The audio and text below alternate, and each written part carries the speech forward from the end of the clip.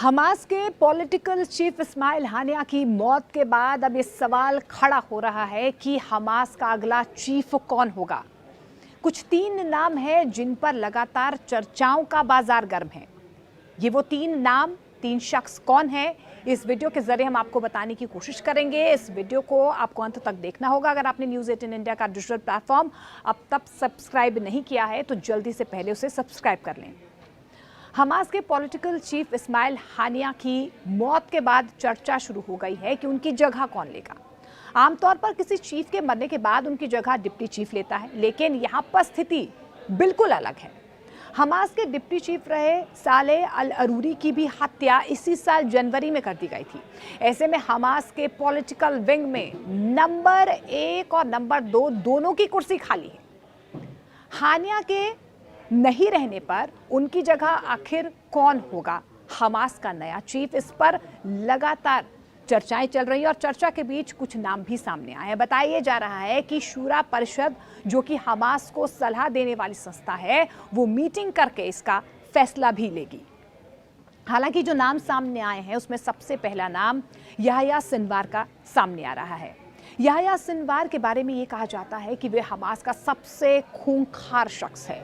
Sinwar को निर्मम हत्याएं करने के लिए भी जाना जाता है। वे हानिया के बाद सिनवार को हमास का दूसरा सबसे बड़ा पॉलिटिकल लीडर भी याह्या सिनवार को माना जाता है। 62 साल के सिनवार को लोग अबू इब्राहिम के नाम से भी जानते हैं। उनका जन्म गाजा पट्टी के दक्षिणी इलाके में स्थित खान यूनिस के शरणार्थी कैंप में हुआ था। बीबीसी के मुताबिक सिनवार को पहली बार इजरायल ने 1982 में गिरफ्तार किया था। उस समय उसकी उम्र सिर्फ 19 साल की थी। सिनवार पर इस्लामी गतिविधियों में शामिल होने का भी आरोप लगा था। 1985 के दौरान सिनवार ने हमास के संस्थापक शेख अहमद यासीन का भरोसा जीत लिया। सिनवार गाजा पट्टी में हमास चीफ के पद पर है।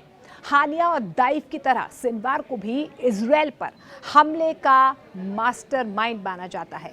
सिनवार को 2 इजरायली सैनिकों की हत्या का दोषी भी पाया गया था, जिसके बाद उसे 22 साल तक इजरायल की जेल में रहना पड़ा था। साल 2011 में इजरायली सेना गिलाद शालित के बदले 1027 फिलिस्तीनी कैदियों को छोड़ा गया था। इसमें सिनवार भी शामिल था। ये तो पहला नाम है जो चर्चाओं में चल रहा है। अब दूसरा नाम कौन सा है? दूसरा नाम है खालिद मिशाल का। खालिद मिशाल हानिया से पहले 21 सालों तक हमास का चीफ रहा था। उसे विदेश नीति का सबसे बड़ा चेहरा माना जाता है। मिशाल का जन्म 28 मई 1956 को वेस्ट बैंक में रमल्ला के करीब सिलवाड में हुआ था। वे 15 साल की उम्र में ही मिस्र के सुन्नी संगठन मुस्लिम ब्रदरहुड में शामिल भी हो गया था। इसके अलावा 1987 में जब हमास का गठन हुआ तो उसमें मिशाल भी शामिल था। 1966 में हमास का पॉलिटिकल चीफ बना और 2017 तक इस पद पर वो तैनात भी रहा है। 2004 से 2012 के बीच वह सीरिया में रहकर उसने काम भी किया था। दुनिया को पहली बार 1997 में मिशाल की ताकत का अंदाजा तब हुआ जब वो जॉर्डन में ठहरा हुआ था और इस दौरान उसे जहर दे दिया गया था। ये जहर देने वाले मोसाद के एजेंट बताए गए थे।